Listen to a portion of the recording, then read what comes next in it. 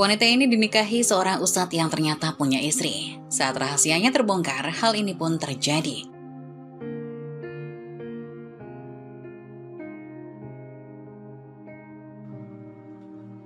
Karena adanya demo buruh besar-besaran yang banyak menutup akses kendaraan, Arina yang sudah 4 jam terjebak di dalam bus, memutuskan untuk turun dari kendaraan untuk berjalan kaki mencari jalan pintas. Tak terasa hari semakin gelap. Membuatnya ingin cepat-cepat pulang agar masih sempat belajar untuk ujian akhir semester yang akan berlangsung besok.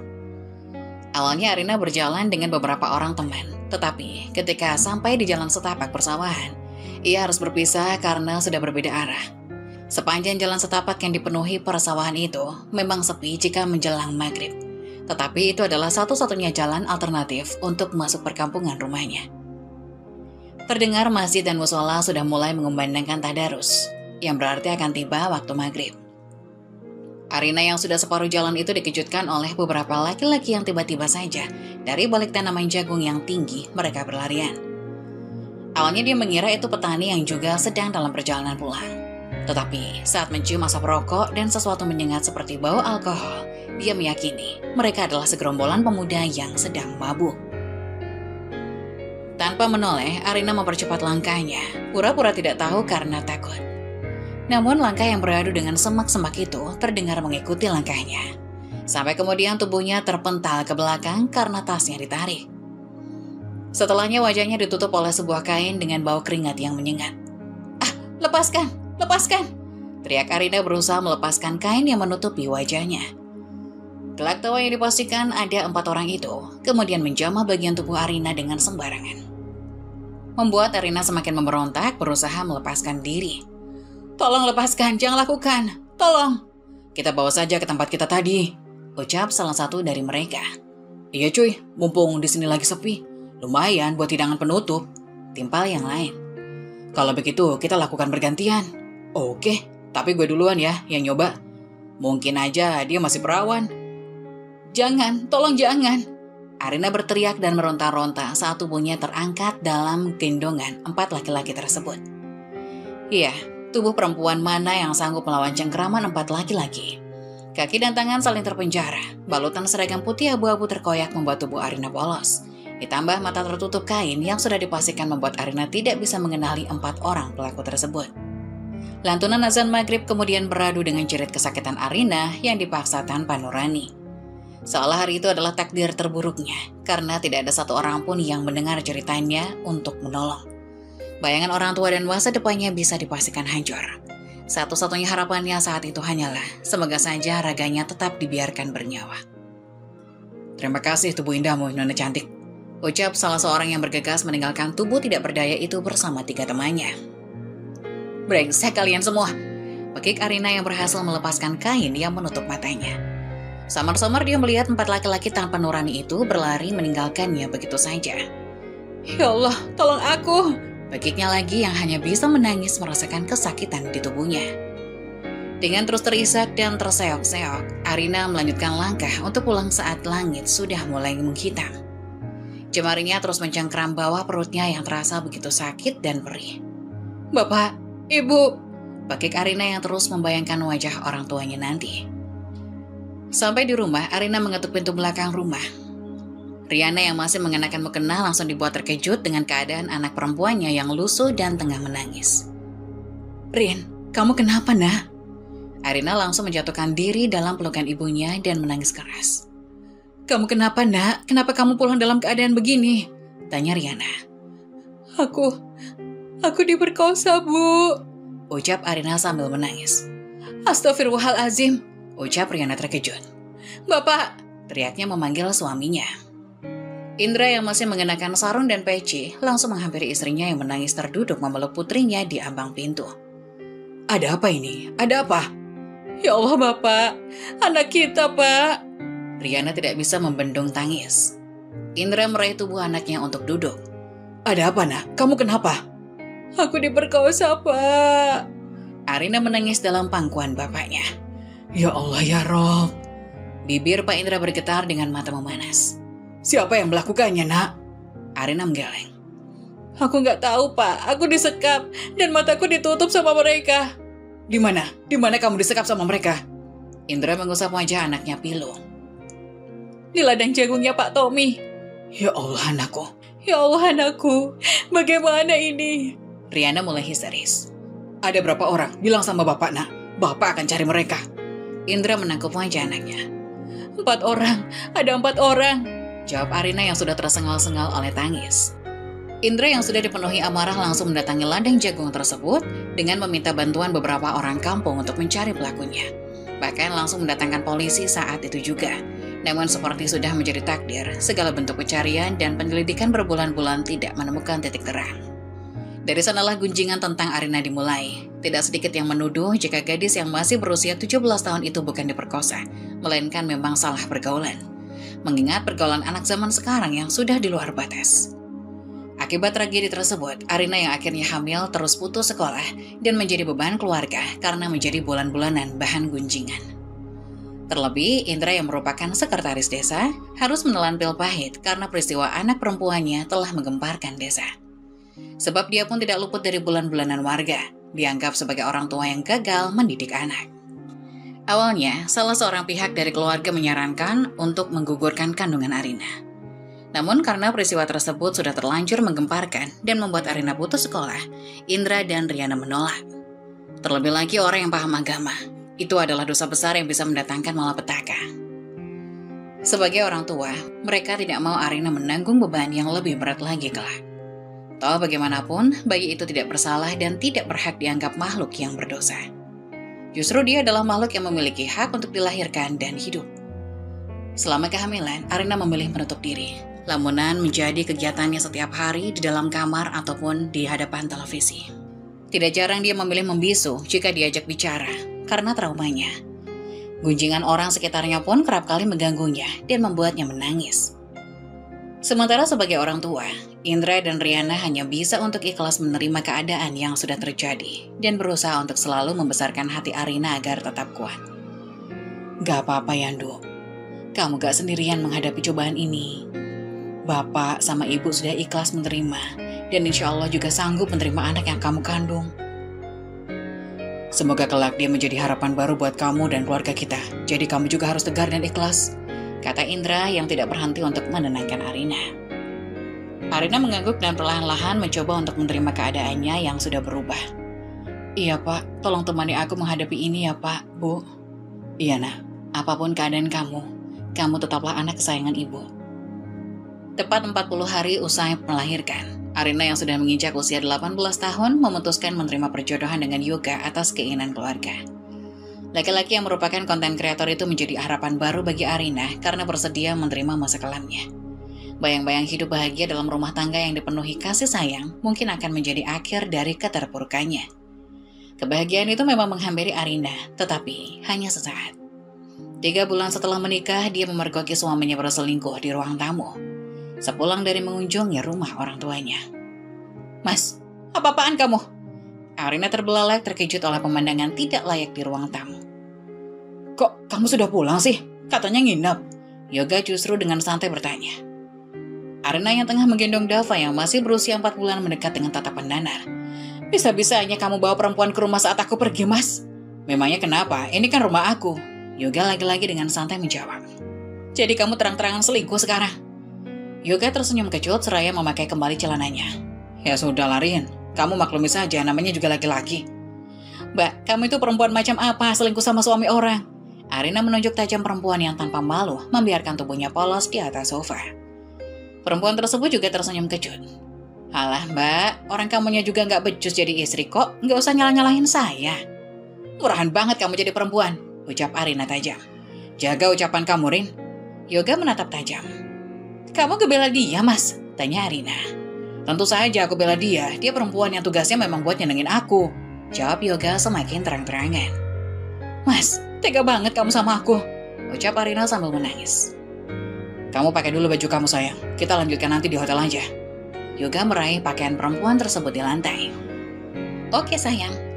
Perempuan tersebut tersenyum manja tanpa peduli jika ada perasaan yang sedang terluka. Usai meletakkan Dava ke dalam kamar, Arina yang ingin lebih leluasa dalam beramarah melangkah cepat meraih rambut panjang perempuan itu tanpa malu. Kamu itu benar-benar perempuan murahan. Dasar perempuan hina yang gak tahu diri. Aduh, bekik perempuan tersebut kesakitan. Gak usah jambak-jambak dong mbak, orang suami kamu sendiri yang tergila-gila sama aku, ucapnya tanpa tahu malu. Lepaskan Rin. Yoga dengan kejam mendorong Arina hingga terpental mundur. Mas, tega banget kamu sama aku salah apa sama kamu? Arina menangis terluka. Yoga tersenyum kecut dan memilih memedulikan selingkuhannya. Kamu gak apa-apa kan? Kamu tunggu di mobil ya, aku akan nyusul kamu. Ya udah, aku tunggu di mobil. Kamu selesaiin dulu nih sama istri kamu yang gak berguna ini. Perempuan tersebut menatap sinis Arina. Dasar perempuan kurang ajar. Arina yang semakin terpancing kembali bergerak untuk menyerang.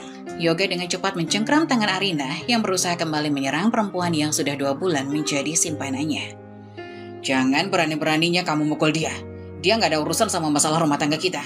Permasalahan rumah tangga kita itu murni aku sama kamu, bukan sama orang lain.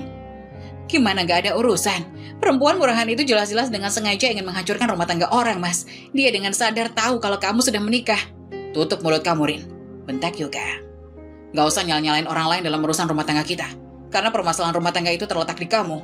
Dan gak usah ngata-ngatain perempuan lain murahan kalau kamu sendiri juga perempuan murahan sebelum aku nikahi. Sambungnya tajam. Jahat banget kamu sama aku, Mas. Arina memukul-mukul Yoga dengan menangis. Salah kamu sendiri, gak pernah becus ngurus aku. Yoga kembali membentak hingga membuat Dava menangis kencang di kamar. Gak becus gimana? Tanya Arina. Kamu itu lebih sibuk ngurusin anak haram kamu itu ketimbang ngurusin aku. Yoga menunjuk dengan bengis keberadaan Dava di kamar. Anak haram kamu bilang? Perasaan Arina semakin tersayat. Iya, anak haram. Kenapa? Kamu sakit hati? Yoga semakin menantang. Kamu itu perempuan yang sudah rusak, Rin. Harusnya kamu bersyukur karena aku mau nikahin kamu. Sekarang nggak apa aja, ini sebuah bentuk timbal balik. Jadi biarkan aku bersenang-senang semauku dengan perempuan lain kalau kamu nggak becus ngurus aku. Ucapnya tajam. Mas, aku ini diperkosa, bukan dengan sengaja membuat diriku rusak. Gak seharusnya kamu mengatakan itu sama aku. Halah, Rin. Itu juga karena kamu nggak bisa menjaga diri kok. Kamu dulu bilang bisa menerima masa laluku. Kenapa sekarang kamu ungkit dan merendahkanku? Bahkan kamu ngata-ngatain anak aku sebagai anak haram. Salah dia apa sama kamu, Mas? Karena dia yang ngebikin kamu gak becus ngurus aku. Seharusnya kamu gak ngelahirin dia, Rin. Selain bikin malu, dia juga ngerepotin kita. Bisa-bisanya kamu ngomong begitu, Mas. Bagaimanapun dia juga anak aku, Mas. Karena aku yang melahirkan. Gak peduli bagaimanapun masa kelamnya, dia adalah anak aku. Iya, anak kamu yang haram kan? Desis Yoga tajam. Arina yang sudah tersayat-sayat hanya bisa menggeleng-geleng pilu dengan sosok kejam Yoga yang baru dia ketahui. Kenapa kamu bisa begini sama aku, Mas? Aku kira rumah tangga kita akan baik-baik saja dengan kamu menerima keadaan aku. Karena aku bosan kamu abaikan terus. Jadi aku butuh perempuan lain yang bisa menyenangkan aku dan memuaskan hasratku. Salah kamu sendiri terlalu sibuk sama anak haram itu, ketimbang sama aku suamimu. Jadi maklumi saja ya.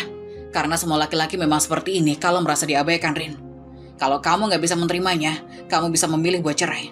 Lagi pula, kamu memang gak becus jadi istri buatku. Ucap Yoga tajam yang bergegas menyusul selingkuhannya.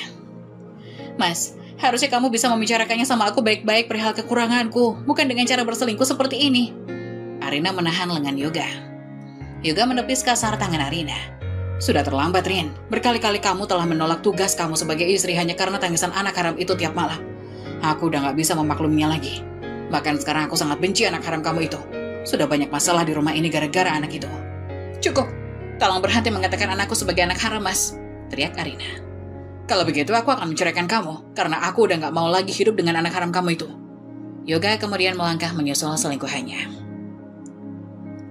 Arina yang sudah amat terluka hanya bisa terduduk menangis. Beradu dengan tangisan Dava. Baru 3 bulan dia mencoba untuk membuka lembaran baru, tetapi entah kenapa, Tuhan kembali mendatangkan ujian hidup yang berat baginya. Ya Allah, kenapa begini?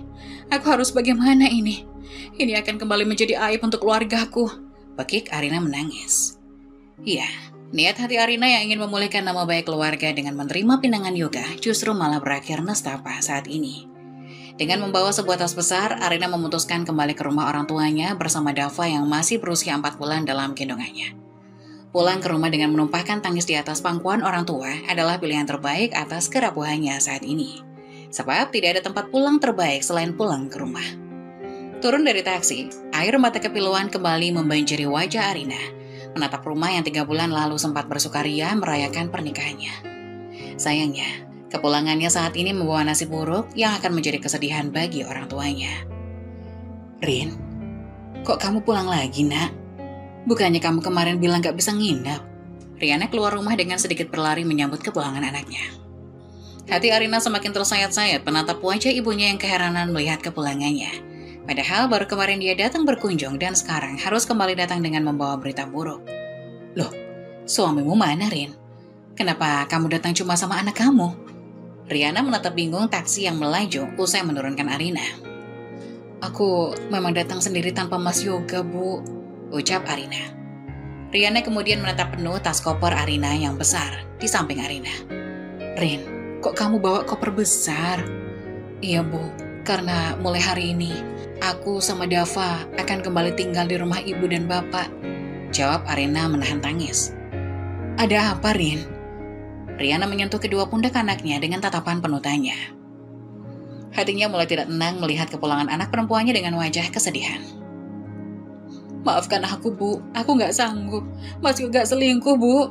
Riana seketika menumpahkan tangis di pelukan ibunya. Astaghfirullahalazim, ucap Riana terkejut.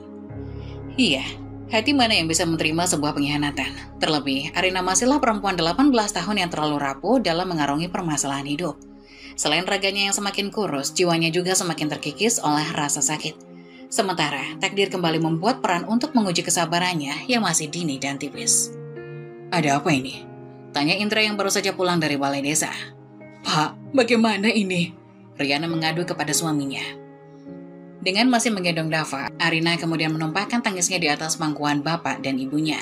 Dia menceritakan semua yang terjadi kepada orang tuanya, membuat orang tuanya tidak menyangka dan mengelus dada. Katanya aku nggak becus jadi istri hanya karena lebih mengurus Dava. Sementara Dava memang lebih butuh aku sebagai ibunya, Bu. Mas Yoga mengatakan Dava sebagai anak haram yang menjadi penyebab berselingkuh. Hatiku sakit, Bu, ungkap Arina menangis. Astaghfirullahalazim, bisa-bisanya Yoga mengatakan hal buruk itu kepada cucuku. Riana yang menangis mengusap lembut kepala Dava yang berada dalam gendongan Arina. Dia merasa iba dengan hal buruk yang kini harus ikut menimpa cucunya itu. Aku nggak menyangka Mas Yoga akan sekejam itu, Bu. Aku kira dia benar-benar tulus menerima aku dan Dava. Bapak menyesal telah menikahkan kamu dengan Yoga, nak. Bapak sangat menyesal. Geram Indra menatap nanar nasib buruk anak perempuannya.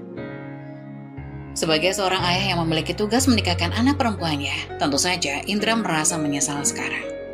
Pernikahan yang dia kira akan menjadi awal yang baik bagi kehidupan Arina, justru menambah daftar nasib buruk Arina. Kemarahan dan kekecewaan jelas dirasakan oleh Indra dan Riana pada Yoga saat ini.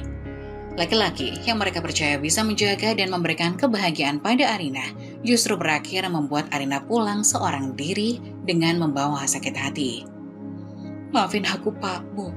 Aku nggak sanggup berumah tangga sama Mas Yoga. Aku nggak mau Dava jadi bahan ejekan Mas Yoga. Itu sangat menyakitiku. Mas Yoga nggak benar-benar tulus menerima aku dan Dava, ucap Arina. Kamu nggak salah, nak.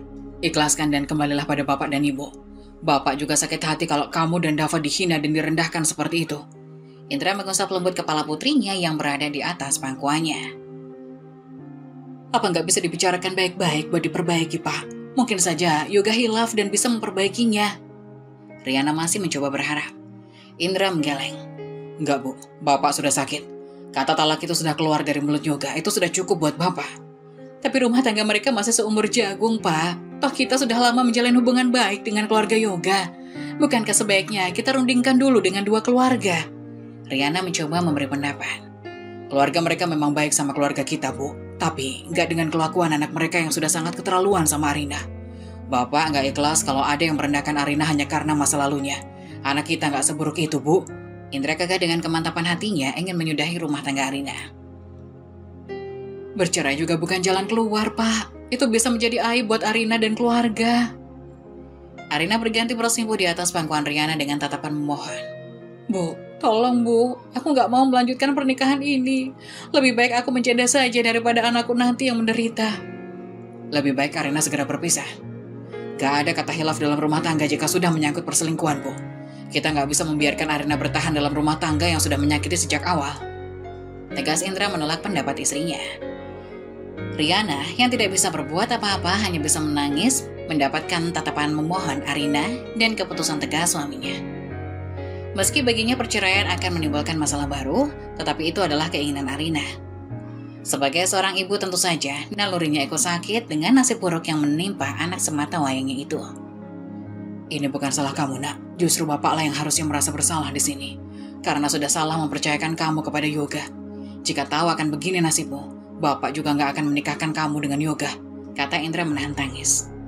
Tangisan Dava kemudian semakin menambah pilu suasana, membuat Riana segera mengambil bayi mungil itu dari gendongan Arina dan menciuminya. Entah kenapa begitu malang nasib cucunya itu semenjak lahir ke dunia. Selain kerap mendapatkan gunjingan tetangga, sekarang juga harus mendapatkan hinaan dari Yoga. Malang sekali nasib cucuku, padahal dia hanya makhluk mungil yang gak berdosa apa-apa. Riana mencoba menenangkan tangisan Dava. Sabar ya nak, kamu gak akan kekurangan kasih sayang dari Mbah Putri dan Mbah Kung. Meski sekarang kamu sering mendapatkan hinaan, tapi Allah pasti akan melimpahkan kamu banyak kebahagiaan dan kemuliaan kelak. Dan semoga kamu dimampukan mengangkat derajat orang tua dan keluargamu kelak. Sudah Rin, sudah, kita ikhlaskan saja. Kamu gak sendirian nak. Cobaan yang sedang menimpamu saat ini adalah penggugur dosa. Allah pasti akan menggantinya dengan kebahagiaan yang lain.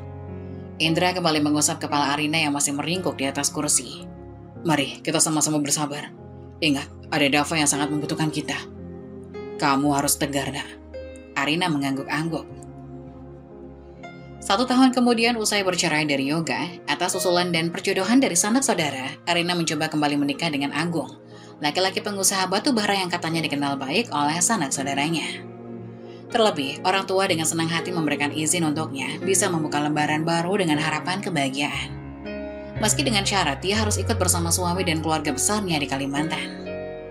Pernikahan kedua itu membawa sesuatu hal yang berbeda bagi Arina, karena tepat setelah melangsungkan pernikahan, Agung menghadiahinya honeymoon di Bali selama seminggu. Karena hanya ingin menikmati waktu berdua layaknya sepasang pengantin itulah, Agung mengusulkan untuk menitipkan Dava pada orang tuanya sementara. Seminggu di Bali memang serasa di surga bagi Arina.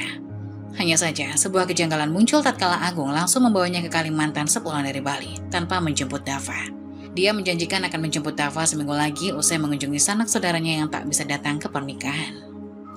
Arina percaya, karena memang seminggu itu dia dan Agung banyak kegiatan, mengunjungi sanak saudara untuk memperkenalkannya sebagai istri. Namun seminggu setelahnya Agung kembali membuat alasan, belum bisa membawanya menjemput Dava karena sudah dihadapkan pada kesibukan kerja. Suaminya itu memintanya untuk bersabar menunggu. Mulai dari berminggu-minggu, mencoba untuk sabar menunggu, hingga sampai berbulan-bulan. Sebuah permasalahan pun perlahan-lahan muncul tatkala Arina mulai banyak dituntut oleh keluarga besar Agung dalam urusan tugas seorang istri. Mulai dari urusan membersihkan rumah yang cukup besar, memasak untuk keluarga berjumlah 8 orang, hingga urusan mencuci pakaian orang rumah, membuat perannya sebagai seorang istri tak ubahnya seorang babu. Rin, baju dinasnya papa udah dicuci belum? Tanya perempuan tambun dengan wajah judes menghampiri Arina yang tengah berkutat di dapur. Belum mah, saya belum sempat cuci karena kemarin Mbak Silva sama Mas Tio juga minta dicucikan bajunya. Jelas Arina mengadu kuah panci besar. Iya, bahkan 2 saudara ipar Arina yang sudah berkeluarga itu seringkali meminta bantuannya dalam urusan mencuci pakaian kotor.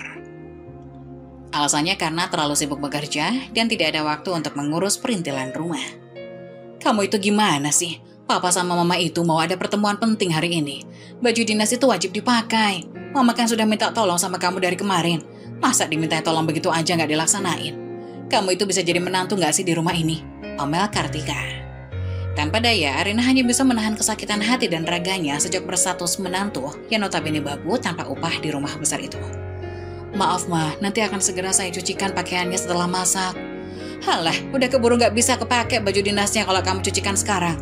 Acara mama sama papa itu udah nanti siang. Tahu begini mending nyuci di laundry saja daripada nyuruh kamu yang banyak leletnya. Omel Kartika. Hembusan nafas sesal seraya mencoba untuk bersabar menjadi makanan sehari-hari bagi Arina. Semenjak menjadi istri Agung, sebagai menantu yang jauh dari keluarga, dia tidak bisa membantah karena takut akan menjadi masalah di dalam rumah tangganya yang baru saja dia bangun. Cuma masak sup iga aja dari tadi nggak kelar-kelar. Kamu jangan santai-santai kalau di dapur. Masih banyak urusan keluarga yang belum kamu lakuin. Ingat, perempuan kalau sudah jadi istri dan menantu di rumah mertua harus patuh dan rajin ngurus rumah. Kartika kembali ngomel. Iya ma, sebentar lagi sudah matang kok masakannya, ucap Arina Pilung. Sampai suatu malam Arina kemudian memberanikan diri menyampaikan keluh kesahnya kepada suaminya. Mas, ini udah 3 bulan aku nunggu. Kapan kamu akan beneran nganter aku buat jemput Dava? Aku udah kangen banget sama Dava, Mas.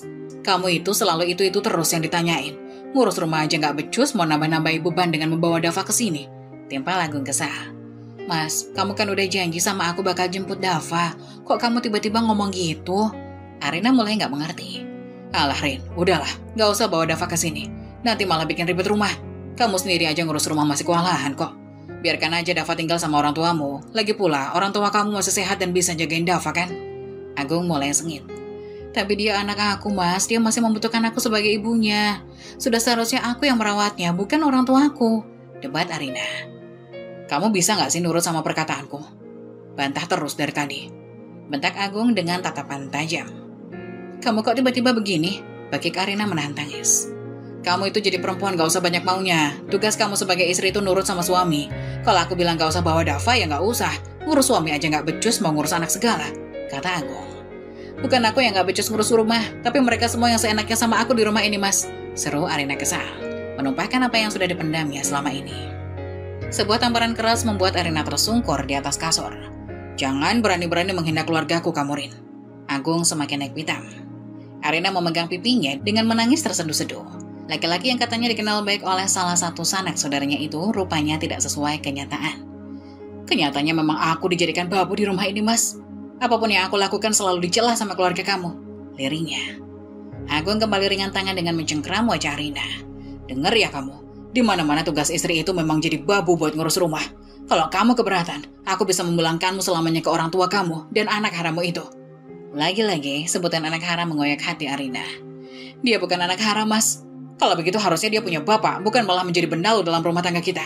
Desis Agung. Arina meremas kuat spray atas luka hatinya yang kembali tergores ke permukaan. Dia anak yang lahir dari rahimku. Sudah seharusnya aku membesarkannya. Dia bukan anak haram, dia hanya manusia tak berdosa yang memang seharusnya dilahirkan. Lirihnya Bilo. Lahir tanpa tahu siapa bapaknya adalah anak haram, Rin. Dan itu akan membawa sial jika kamu membawanya ke rumah ini. Tolong jangan menghina anakku, Mas. Dia bukan alasan yang pantas untuk kamu salah-salahkan. Kalau begitu silakan pilih, aku atau anak harammu itu. Agung semakin bengis. Sekujur tubuh Arina bergetar oleh tangis perih dan kegetiran. Aku gak nyangka kalau kamu akan setega itu sama aku, Mas. Jawab, bentak Agung. Sejak ketidakberdayaan Arina hari itu, Agung semakin ringan tangan padanya.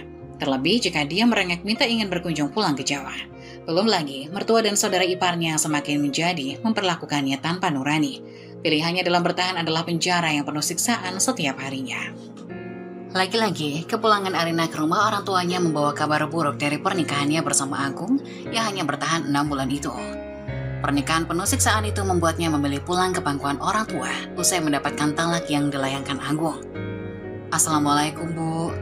Arina mengetuk pintu. Waalaikumsalam, sahut Riana dari dalam.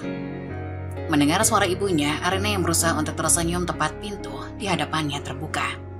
Rin, kamu pulang, Nak? Kok nggak ngasih kabar kalau datang? Kami semua kangen banget sama kamu. Riana langsung memeluk Arina penuh kerinduan dan kebahagiaan. Aku juga kangen sama kalian, Bu.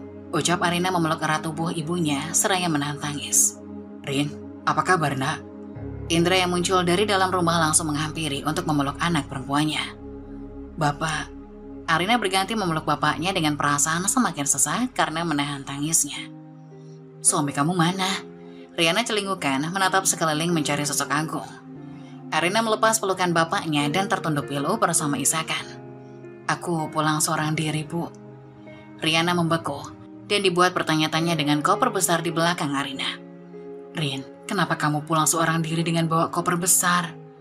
Seketika itu Arina langsung menangis pilu menatap kedua orang tuanya. Bu, Pak. Ada apa, Rin? Kenapa kamu menangis, Nak? Indra menatap khawatir anak semata wayangnya pulang dengan menangis terisak-isak. Rin, kenapa lagi, Nak? Ada apa ini? Tanya Riana tidak sabar. Pak, Bu, aku ditalak. Lirih Arina tersengal-sengal oleh isak tangis. Tubuh Indra dan Riana seketika lemas mendengar kabar buruk itu. Tatapannya kemudian menelisik tubuh anak perempuannya yang terlihat begitu malang. Tubuh mengurus dengan dipenuhi bekas luka dan lebam selama menjalani pernikahan kedua. Kenapa sama tubuh kamu, nak? Kenapa banyak luka begini? Siapa yang melakukan itu, Rin? Iya, bilang sama bapak, nak. Apa Agung yang melakukannya? Indra tak bisa membendung perasaannya dengan begitu bermarah. Tangis Arina yang semakin menjadi-jadi, kemudian membawanya terduduk begitu saja di bawah kaki orang tuanya. Pak, Bu, kenapa nasibku begini? Apa yang terjadi, nak? Bilang sama bapak, kenapa tubuh kamu berubah seperti ini setelah 6 bulan menikah, Rin? Apa yang sudah Agung lakukan sama kamu? Indra berjongkok dan menangkupkan wajah Arina yang penuh air mata untuk meminta jawaban. Aku dijadikan pembantu di rumah mereka, Pak, Bu. Mas Agung juga selalu memukuli aku. Sekarang dia nalak aku, ungkap Arina. Ya Gusti, dosa apa anakku sampai kembali kau uji seperti ini? Dosa apa keluarga kami hingga kembali kau beri penderitaan anakku seperti ini? Riana ikut terduduk, menangis dan mengusap-usap bekas luka di tubuh Arina. Maafkan aku, Pak, Bu. Aku kembali gagal sama pernikahan ini. Aku nggak sanggup. Aku nggak kuat dijadikan babu di rumah mereka. Penjelasan Arina menumpahkan segalanya. Indra hanya bisa terdiam dengan bulir air mata. Tatapannya kembali nanar melihat penderitaan anak perempuannya untuk kedua kalinya dalam pernikahan. Entah apa yang salah dengan Arina. Perempuan berusia 19 tahun itu adalah anak yang penurut sepanjang dia membesarkan dan mendidik. Namun kenapa selalu mendapatkan laki-laki yang salah? Tegas sekali mereka memperlakukan anakku seperti ini, ucap Riana sambil menangis. Mas Agung juga melarangku untuk membawa Dava. Aku udah gak sanggup, Pak, Bu. Raga dan hatiku sakit semua. Bagi Arina menangis di atas pangkuan Riana. Benar-benar gak punya hati mereka. Katanya sudah menganggap kami kerabat, tapi bisa-bisanya mereka memperlakukan anakku seperti ini. Indra mengeraskan rahang bersama bulir air mata. Bagaimana ini, Pak? Kenapa anak kita mendapatkan perlakuan seperti ini? Tanya Riana tak mengerti. Bapak yang akan mengurus berkas-berkasnya, Rin. Kamu nggak perlu bertemu sama Agung selama proses gugatan. Semuanya Bapak yang akan mengurus. Indra penuh tekad dan amarah bersiap untuk pergi menemui sanak saudara yang sudah memperkenalkan Agung kepada keluarganya 6 bulan lalu. Bapak mau kemana? Tanya Riana. Bapak akan ketemu kerabat yang sudah mengusulkan perjodohan Arina dengan Agung. Katanya mereka mengenal baik sosok Agung. Tapi apa sekarang? Bapak harus meminta penjelasan sama mereka. Bapak nggak terima Arina mendapat perlakuan seperti ini. Jelas Indra pilu. Jangan melakukan hal nekat, Pak. Bagaimanapun, mereka sanak saudara kita. Kita bisa membicarakannya dengan kekeluargaan. Riana berusaha menahan suaminya. Gak bisa, Bu. Jangan mentang-mentang mereka adalah saudara-saudara kamu. Lalu kamu akan diam saja diperlakukan seperti ini. Bentak Indra. Pak, tolong jangan membuat keributan. Aku malu kalau sampai banyak orang tahu tentang masalah ini. Pinta Arina. Indra menggeleng. Gak bisa, nak. Bapak gak bisa membiarkan semua ini. Bapak harus menjadi orang terdepan untuk melindungi kamu dan membela kamu. Karena ini sudah menjadi tugas Bapak. Bapak gak akan membiarkan siapapun berani merendahkan keluarga kita. Bapak juga sakit hati kamu mendapatkan perlakuan seperti ini. Dengarkan Arina, Pak. Jangan pergi dengan membawa amarah seperti ini.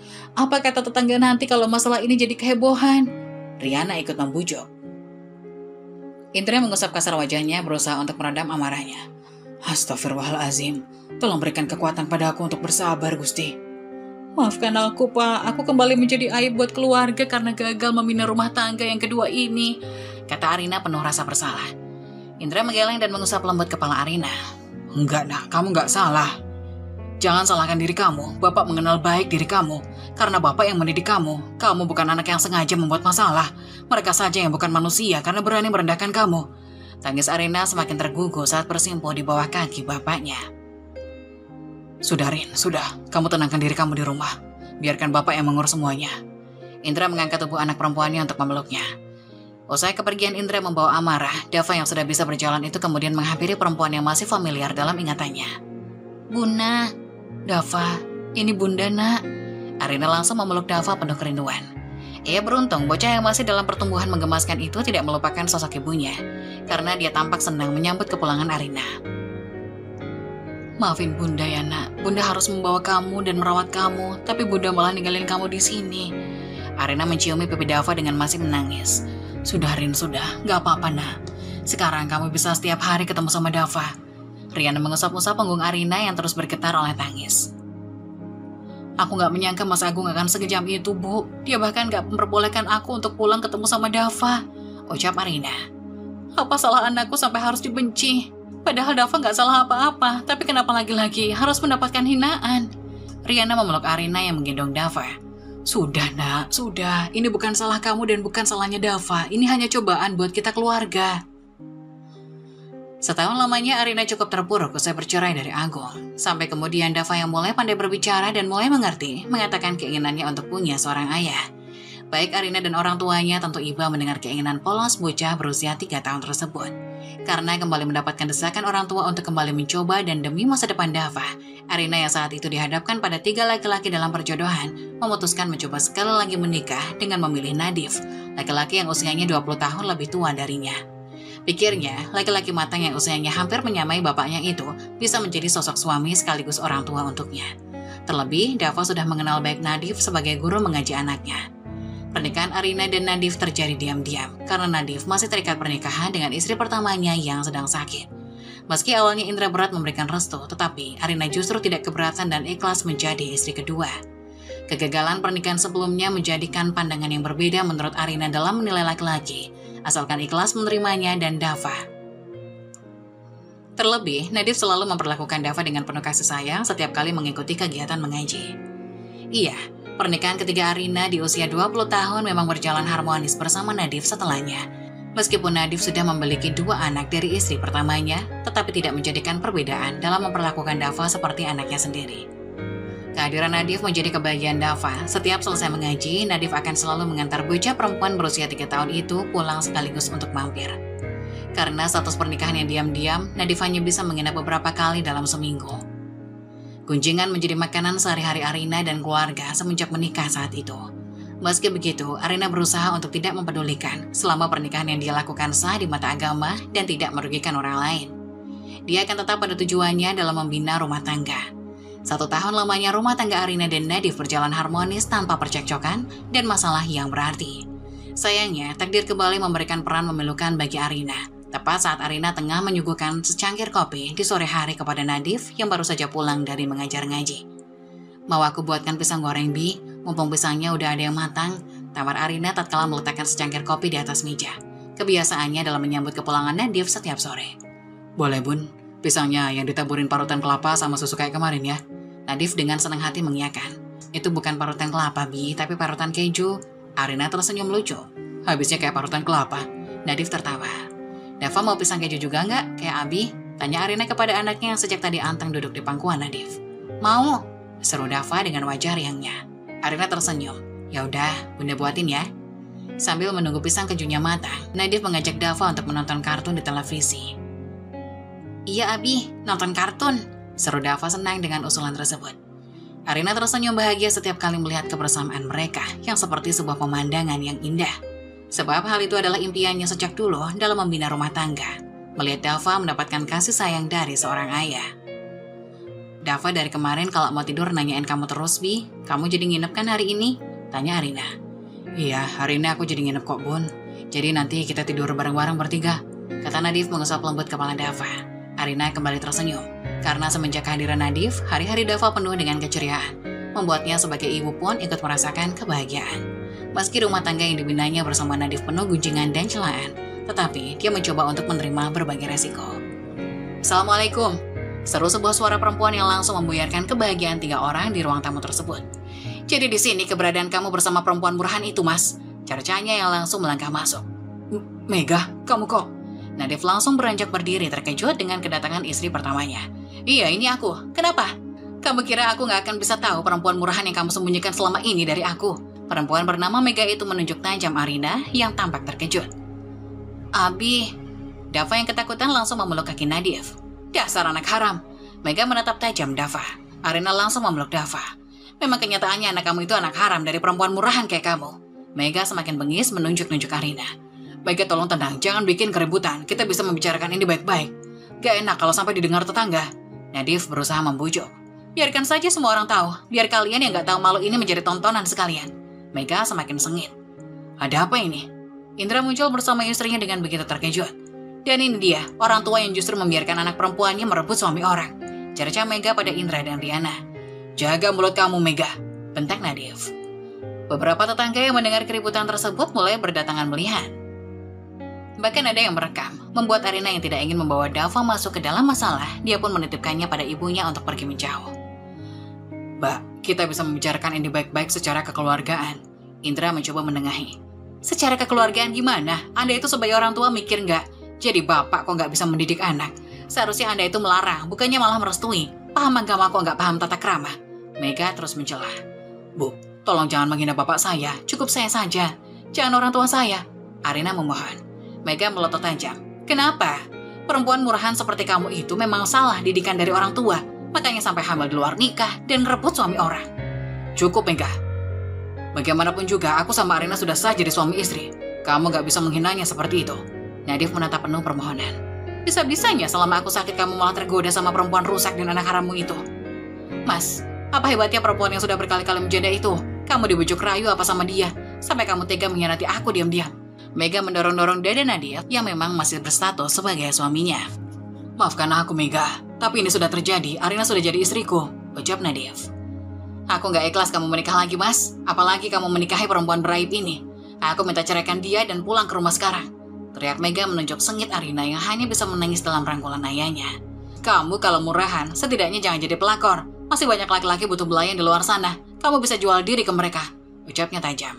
Mendengar itu, tangis Arina semakin pecah. Ingat, Mas, saat ini aku sedang mengandung. Kalau kamu memilih mempertahankan perempuan beraib ini, maka aku akan menggugurkannya. Mega mulai mengancam sambil menunjuk-nunjuk perutnya yang memang sedang mengandung. Kalau sampai mati aku gak akan pernah ikhlas kamu menikah lagi. Dan itu akan menjadi dosa besar buat kamu sebagai seorang suami. Mendengar ancaman dari Mbak Mega, istri pertamanya itu, Nadif terlihat begitu ketakutan. Bagaimana tidak, suami mana yang tidak panik mendengar ancaman dari istrinya yang akan menggugurkan buah hati yang sedang dikandung. Bahkan bayi itu pun tidak tahu apa-apa, bayi yang tidak berdosa. Tunggu Mega, kamu jangan bilang begitu. Kita bisa bicarakan hal ini dengan baik-baik, kata Nadif. Apa yang harus dibicarakan dengan baik-baik, Mas? Semua ini udah jelas. Kamu begitu tega melakukan ini semua. Lihat sekarang. Akulah yang jadi korban di sini, jawab Mbak Mega. Aku tahu ini berat untukmu, tapi apakah harus diselesaikan dengan cara begini? Arina adalah istriku yang sah, dan kamu juga tahu hal itu. Tidak mudah bagiku untuk menceraikannya seperti permintaanmu. Kenapa nggak bisa, Mas? Kamu telah tega melakukan ini semua dengan dia di belakangku dengan mudahnya. Lalu kenapa kamu tidak bisa menceraikannya? Apa kamu tidak setega itu dengan dia, dan kamu lebih milih tega denganku, dan calon bayi kita ini? Bukan begitu maksudku. Nadif terlihat bingungan menjawab pertanyaan dari Mega. Kalian bisa hentikan semua ini. Jika ingin ribut dan bertengkar, lebih baik kalian pulang ke rumah kalian. Aku tidak ingin anakku dilihat banyak orang, kata ayah Arina yang sudah memeluk anaknya itu. Kenapa memangnya? Bapak malu? Harusnya kalau bapak malu dengan tingkah laku anak bapak itu, harusnya bapak beritahu dia. Merebut suami orang itu adalah sebuah kesalahan besar, kata Mbak Mega. Sudah, aku ingin selesaikan ini di rumah kita. Aku tak ingin masalah ini kemana-mana dan jadi tontonan semua orang, kata Nadif sambil menarik tangan istri pertamanya itu. Aku pun tidak bisa berkata-kata lagi. Kulihat kepergian Mas Nadif bersama istrinya itu keluar dari rumah. Hatiku hancur berkeping-keping. Kenyataannya harus aku terima sangatlah pahit. Pria yang kukira baik, yang dapat membimbingku menjadi seorang wanita yang benar, kini ternyata bermuka dua. Tega menipuku dan tidak berkata jujur. Semua angan-anganku hancur lebur begitu saja. Ternyata Mas Nadif mempunyai istri lain dan tengah mengandung anaknya. Kini aku pasrah, entah apa yang harus akan terjadi besok. Hanya keluargaku lah yang selalu mendukung dan menerima apa adanya diriku. Arina, saya ingin bertanya padamu. Aku pun terkejut mendengar ayahku tiba-tiba memanggilku dari arah belakang. Saat itu aku sedang melamun di sofa depan dekat dengan jendela. Ada apa ya? Jawabku sambil memandang ke arah pria yang kukenal kuat seumur hidupku. Ayah khawatir dengan dirimu, nak. Maafkan ayah, apabila ayah belum bisa menjadi seorang ayah yang baik untukmu. Semua apa yang kamu alami selama ini, itu tak terlepas dari kegagalan ayah dalam menjaga kebahagiaan dan kehormatanmu. Ayah terlalu berambisi dan tergesa-gesa mengambil keputusan dalam memilihkanmu seorang pria untuk menjadi pendamping hidupmu, tanpa mengetahui lebih dalam siapa pria itu. Dan akhirnya kamu menjadi korban dari kegagalan ayah. Maafkan ayah, Rina. Maafkan, kata ayah kepadaku sambil kulihat air matanya menetes penuh dengan penyesalan. Ayahku begitu iba dengan nasibku yang begitu tidak beruntung dan selalu mendapatkan kesialan. Sudah, ayah lupakan. Aku tidak apa-apa kok. Nasibku memang seperti ini. Tuhan telah menggariskan bahwa aku harus menjalani hidup yang berat. Ayah tidak perlu khawatir dan merasa bersalah. Insya Allah aku ikhlas kok. Namun bagaimana dengan nasib pernikahanmu ini jika Nadif benar-benar akan menceraikanmu dan memenuhi keinginan istrinya yang tengah hamil itu? Bagaimana? Apa kamu akan menjadi janda lagi? Atau bagaimana jika istri Nadif itu mau dimadu? Akankah kamu bersedia untuk menjadi istri kedua? Ayah belum siap, nak. Kamu bisa lihat sendiri istri pertamanya. Aku tidak yakin jika kamu akan bahagia hidup bersama Nadif kelak. Aku tidak tahu, Ayah. Semua sudah kupasrahkan dengan keputusan Mas Nadif. Jika memang dia lebih memilih menceraikanku, aku akan siap menjadi janda untuk kesekian kalinya. Namun, jika aku akan menjadi madunya, menjadi istri kedua, aku lebih baik mundur. Aku tidak ingin menyakiti hati istri dan anaknya kelak. Sudah cukup penderitaanku ya. Aku tidak ingin menjadi penghalang bagi orang lain, dan aku tidak ingin namaku menjadi lebih buruk lagi di mata orang-orang. Ayah mendukungmu, Arina. Apapun keputusanmu, Ayah siap membelamu, dan Ayah yakin kamu pasti akan mendapatkan kebahagiaanmu nanti setelah masa-masa ini selesai. Iya, Ayah, terima kasih. Ayah dan anak itu pun berpelukan saling menguatkan satu sama lain atas apa yang telah menimpa di kehidupan Arina. 3 hari berselang ternyata benar apa yang diprediksi ayahnya, surat gugatan perceraian sampai di rumahnya. Akhirnya, Nadif memenuhi keinginan istri pertamanya untuk menceraikanku secepat mungkin. Menerima surat permintaan perceraian itu, aku dan keluarga akhirnya seakan-akan tidak kaget. Mereka langsung mencarikanku seorang pengacara untuk membantu memudahkan proses perceraian. Hingga akhirnya ayah menemukan seseorang pengacara untuk membelaku kelak di persidangan. Pengacara itu seorang pria tampan yang biasa menangani kasus-kasus perceraian, sengketa, dan persidangan. Pria itu bernama Tony, seorang warga dari desa sebelah yang berprofesi sebagai pengacara. Kabar tentang seluk-beluk bagaimana kehidupanku pun sudah banyak Tony dengar. Dari kasus dengan suamiku yang pertama hingga pernikahan bersama Nadif ini, semua sudah Tony dengar desas-desusnya dari warga sekitar. Banyak warga yang memberitahu Tony bahwa aku adalah seorang wanita yang patut diwaspadai. Mereka membicarakan sesuatu yang jelek tentang diriku. Namun, Tony mencoba untuk profesional dalam membela kliennya. Saat pertemuan pertama antara Tony dan aku, juga ayahku, Tony termenung saat pertama kali melihatku. Ia terlihat seperti bingung dan kagum, mungkin karena dalam benaknya, benar apa yang dikatakan oleh warga. Memanglah cantik dan menggoda, banyak pria yang pertama kali melihatku akan terpesona. Namun mungkin Tony sudah diwanti-wanti oleh warga agar berhati-hati dengan diriku. Terlihat dari sorot matanya yang akan berhati-hati. Maaf sebelumnya, bisa jelaskan terlebih dahulu kronologi tentang permasalahan perceraian Mbak Arina? Kata Tony yang ingin mengetahui lebih dalam tentang permasalahanku. Maaf Pak Tony, panggil Arina saja, nggak usah pakai Mbak. Jawabku. Soalnya aku risih dipanggil Mbak oleh pria yang masih terlihat seumuran denganku. Oh, iya maaf. Arina, kalau begitu kamu panggil aku Tony saja, nggak usah pakai Pak. Baiklah, jadi begini. Aku pun menceritakan panjang lebar tentang kronologi kejadian pernikahanku dengan Mas Nadif, hingga akhirnya istrinya menuntutku bercerai dengan suaminya itu. Tony pun seakan-akan terlihat sedikit agak bingung, mungkin ia merasa janggal karena beda dengan cerita versi warga-warga sekitar. Jadi kalau begitu, kamu sebagai korban dong? Tanya Tony. Ya jelas anakku ini adalah korban. Dari awal kami tidak tahu bahwasannya Nadif sudah punya istri. Saya tahu lebih awal, jelas. Saya tidak akan mengizinkan dan meminta anakku menikah dengan pria itu. Jawab ayah. Wajar saja Tony bicara seperti itu, karena yang dia tahu aku adalah seorang wanita penggoda yang merebut suami orang. Tatapan matanya pun berubah menjadi seorang pria yang merasa iba dan prihatin atas nasibku. Lalu apakah Arina ingin menuntut Nadif dalam perihal ini? Maksud kamu, Ton? Menuntut apa? Lalu apakah Arina ingin menuntut Nadif dalam perihal ini? Maksud kamu, Ton? Menuntut apa? Ya, Arina kan seorang korban di sini. Jelas-jelas kamu ditipu dan dirugikan. Tersebar luas dan diketahui banyak orang setelah kejadian kemarin di rumah. Saat istri pertamanya datang dan membuat keributan, bahkan nama baikmu tercemar karena hal itu. Kamu bisa menuntut ganti rugi di pengadilan nanti. Jawab Tony. Mendengar pernyataan dari Tony itu aku malah makin bingung. Akankah masalah ini kuperpanjang dan membalas rasa sakit hatiku atas penipuan yang dilakukan oleh Mas Nadif? Kata-kata kasar yang terlontar dari mulut Mbak Mega, aku pun merenung sejenak memikirkan hal itu. Jika memang mau dituntut, ya tentu saja mereka tahu rasa dan nama baik kamu bisa dibersihkan, kata ayah yang seakan mendorongku untuk menuntut Mas Nadif. Tidak usah, Ton. Aku tidak mau masalah ini melebar kemana-mana. Mbak Mega istri Mas Nadif tengah hamil. Apabila mereka aku tuntut, pasti akan berakibat kepada kesehatan kandungan Mbak Mega. Aku tak ingin terjadi apa-apa dengan calon bayi itu. Jadi aku pastikan aku ingin bercerai secara baik-baik dengan Mas Nadif. Arina, kamu yakin dengan keputusanmu ini? Tanya Tony.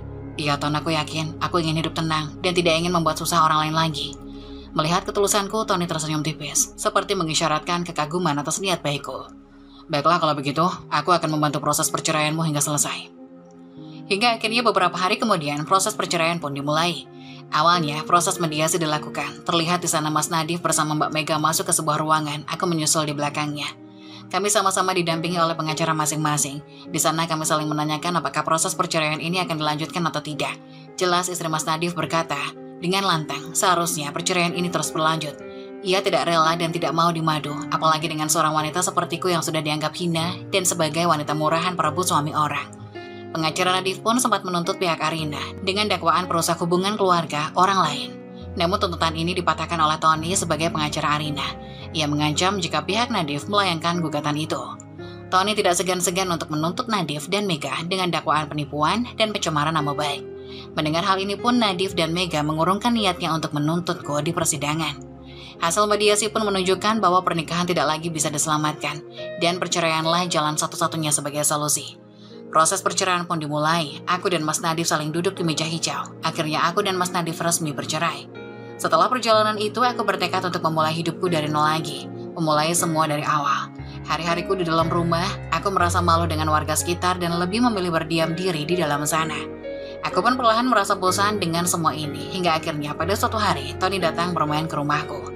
Dia beralasan hanya sekedar mampir dan menanyai kabar ayah dan diriku. Dulu kami sempat bertukar nomor telepon. Semenjak Tony main ke rumahku, lama-kelamaan kami pun semakin dekat. Ia sering menelpon dan perhatian lewat isi pesan yang ia kirim.